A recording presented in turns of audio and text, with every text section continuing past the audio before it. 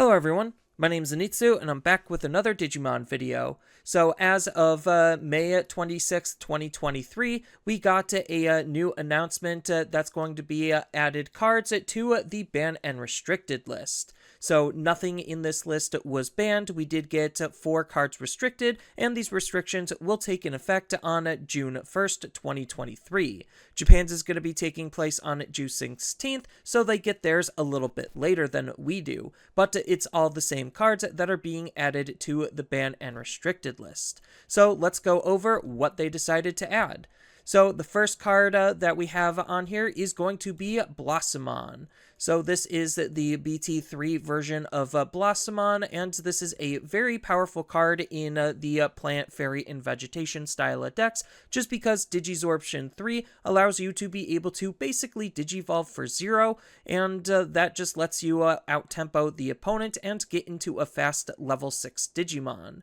So as far as their description on why they decided to limit the card, they stated that when using Plants, Vegetations, and Fairies decks, this can be an easy way to Digivolve into your level 6 Digimon, even with very little memory. Well, that's because it Digivolves for 0 if you're using the Digisorption effect.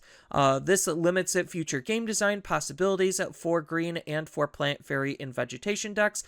and it also removes the need for another level 5 Digimon with Digisorption. So for this reason, we decided to restrict the card to 1 copy. So the big thing that they're looking at is the fact that it is just a 2-fast card, and it's restricting future card design when it comes to the Digisorption ability. So there's no reason to run any other Digisorption card other than Blossomon, just because Blossomon is going to be Digisorpting for 0, and all of the other Digisorptions that we currently have to be playing around with that aren't restricted do not Digisorb all the way down to 0, so that way you still have to pay some memory cost to be able to utilize your cards. Then the next card on the list is going to be EX2 Impmon. So EX2 Impmon is a pretty decent card, not only acting as a digging tool to try to find your Blossomons and your Iron Mako Tamer, but it also has a nice DP boost and heritable ability, while also having a mill trigger. So when this card is trashed due to a mill effect that's not this card's own mill effect, then it's going to help turbo trash your deck, so that way you could get your trash in the desired position for the Blossomon decks to function as quickly and efficiently as they possibly can, while also having the potential of high roll in combination with all of the other mill-based triggers. But as far as their reasoning, they state that in current Blossomon decks, this card has an effect that can trash additional cards from the deck when it's trashed, making it too easy to build up cards in your trash. Additionally, it even removes the need to use cards like Starter Deck 14 Iron Mako to place cards on the top of your deck, so it can activate the effect when it's trashed from the deck, accelerating the game speed and limiting future game design possibilities for cards referencing the number of cards in your trash. Therefore, they've decided to restrict it to 1 copy. So it's just as I stated, it's just trying to fill up your trash a little too quickly, quicker than what Bandai is comfortable with, especially if they want to have various different abilities and synergies interacting with the trash and the number of cards in the trash. And then the next card that they're going to be limiting is going to be the promo Weregarurumon. So the promo Weregarurumon is a really strong card because natively he has the ability to multi-attack as long as he has a Gurumon in his Digivolution source, so we could start aggressing with this card, on top of the fact that his inheritable ability adds security attack +1 as long as we have 8 or more cards in our hand, which blue has access to a lot of draw, so it's not super hard to be able to get this ability online to be able to have your deck have some really insane damage potential. And then as far as what their reasoning for limiting this card is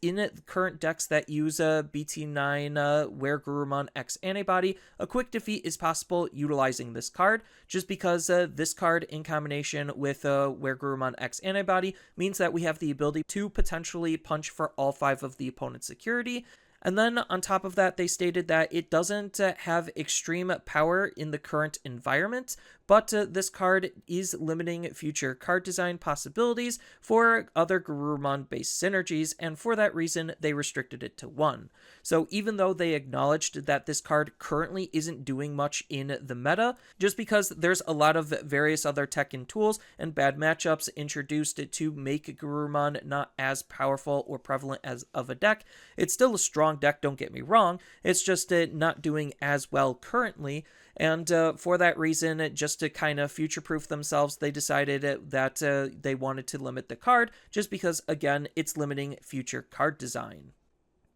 And then the last card that they're going to be hitting is going to be Promo GranKuwagamon. So Promo GranKuwagamon has a main Digiburst ability that's not limited to once per turn, where it's Digiburst 2, so for trashing 2 of its inheritable sources, you get to gain the following ability of this Digimon gaining security attack +1, and because he's gaining that ability, it's going to be able to transfer to whatever level 6 or 7 that was able to Digivolve on top of him, but just the ability to gain multiple instances of security attack plus already is just really strong at being able to potentially OTK the opponent. So as far as their reasoning on why they're hitting this card, as this card can add multiple activations of security attack plus, obviously utilizing its Digiburst ability, this allows decks with BT9 GranKuwagamon to easily defeat an opponent in a short amount of time. The attacked player has very few methods in terms of defense, and this card has been used in play environments for longer than expected. For this reason, this is limiting future card design possibilities for decks utilizing GranKuwagamon or Insectoid cards, therefore they decided to limit it to 1. So on top of the OTK potential, like with Weregarurumon, they're also hitting it to try to free up some design possibilities, so that way other GranKuwagamons can exist and live, and this isn't just the de facto GranKuwagamon that we want to use. But the fact that one of the main reasons why they're limiting a lot of these cards is to try to free up future card design possibilities for their respective decks just shows that they actually are trying to come up with interesting ways to be able to have us utilize a lot of these new tech and tools. And these tech and tools that we currently are utilizing is going to be cannibalizing whatever strategies that they would want to try to do, which isn't necessarily the most fun, playing against the same thing over and over again that's not changing. That usually is a sign of a problem, and that's kind of why they decided to hit these specific cards, is also to try to slow down some of those decks, so that way they're trying to make them more in line with some various other decks. Even though some of these decks aren't necessarily super played right now in this type of environment, that doesn't mean they can't come back and be played in other environments, and that's something that they have to look out for. And it's not like these cards came out of nowhere in terms of them getting hit, although the announcement itself did kind of come out of nowhere, and I do think that they could have made this type of an announcement sooner, because we could have had these in the formats where some of these cards were more problematic. But that aside, just because Bandai's not necessarily known for having the greatest of timing on things, like I was saying before, it's not like this was unexpected considering the Ultimate Cup modified rules. A lot of these cards were on the modified rule list, so they were kind of utilizing the Ultimate Cups as a nice testing ground to be able to test certain changes that they're looking at for the main game. So we could see that with the restricted down to 1 list, we have the Promo GranKuwagamon here, we have Impmon here, we have Weregarurumon here, and even though we don't have the Blossomon, we do have a representative from the plant vegetation deck in the form of Hydramon. So they probably looked at some of their early data and said that, okay, maybe Hydramon isn't exactly the problem, it's the speed in which you can use to get up into a Hydramon that is the problem. So even though we didn't really have an Ultimate Cup that had the Impmon limitation, Japan was playing with the card, so they do have some Japanese data to go off of in terms of their reasoning on why they want to limit the card, and it's probably just because Blossomon is still just a really strong deck in the Japanese format as well. So this might be just to help it try to slow it down. And it's not like Bandai is trying to kill the decks outright, they're just trying to slow them down and remove their meta prominence. So all of the decks are still playable in some capacity. Yes, these limitations do suck for the decks, but we still have substitutions that we could put inside of the deck to try to maintain its competitive aspects as best as we possibly can. So when it comes to replacements for Blossomon, we do have other vegetations with Digisorption that we could think about looking at. We're already running Cherrymon in the deck, so we could just increase the number of Cherrymons we normally would run, just because Digisorption 2 means he's still Digivolving for 1, and the redirect ability for our suspended Digimon just increases the defensive capabilities of what the deck is already trying to do. Then if you're trying to utilize another Digisorption, we do have Pistmon as a card people probably weren't even looking at, probably because Blossomon was a card, just because the Digisorption 2 still means we're Digivolving for 1, and it actually does have an inheritable ability we could use to try to DP boost our Digimon, and the DP boost gets stronger the wider the field that we have, which already leans into what plant vegetation and fairies is already trying to do. Then another sleeper hit that also, with its Digisorption ability, it basically means we Digivolve for 1, is Impmon for some aggressive level 5 plays, so that way we could try to increase the overall aggression of what the deck is capable of. Then when it comes to the Impmon replacements, obviously we have more Impmon spaces that we could work with. I think the best one is probably just going to be going back to BT2 Imp, just because he's helping trying to trash our deck as quickly as we possibly can. So it's just trying to maintain with the theme of the deck. And the other two Impmons being BT6 to act as a good retrieval card is okay. It's not the greatest considering it's just on 3 Musketeers or 7 Great Demon Lords. It's discarding and not milling, so there is that slight anti-synergy, but it could help put something into our trash that we need into our trash.